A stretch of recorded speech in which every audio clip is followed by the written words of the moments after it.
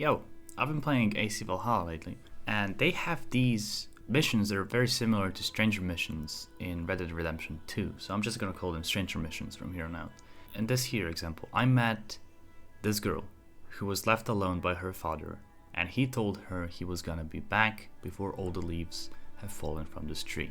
This was 6 weeks ago, and she's very worried. Now, the game gives you a couple options on how you want to react to that, and they range from you telling her it's all gonna be alright, she doesn't have anything to worry about, to telling her your dad's never coming back, you need to come to terms with that. And she reacts differently to the choice you choose, which is also very good. And these stranger missions are basically scattered around the world. There's many of them, and they serve to kind of populate the world. They're all a couple minutes long at best, and they're just there to basically make the world feel more lived in.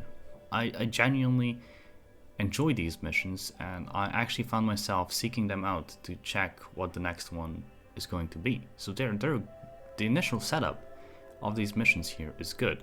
Where they fall flat in comparison to Red Dead 2, some minor spoilers for Red Dead 2 here, there's a time jump.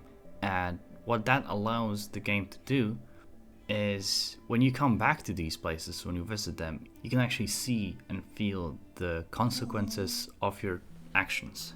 For example, I'm gonna make some stuff up. You beat down a dude, broke his spine, and he couldn't make a living, so when you come back years later, he's dead. Or you helped out a sick lady, got her some meds, and she is now living happily with her husband and kid. Other open world games that are not Red Dead Redemption 2 usually have the same problem as AC Valhalla does, where they have the initial setup and that's it. I'm pretty sure I'm never going to meet this girl again. And what they could do, you don't need a time jump per se, because that's very unique to RDR's story, right? You don't need a time jump. You could just make it so after a certain number of quests, or after a certain amount of time has passed, when I come back to this location here, I could find the girl either dead because she was left to fend for herself, or I could find her gone and then see her somewhere else as a background character. And then if the player connects the dots that that's her, then that's great. If not, it's their loss. So what makes RDR's stranger missions stand out so much, along with them being very good missions to begin with, is time and the option for the player to see the consequences of their decisions.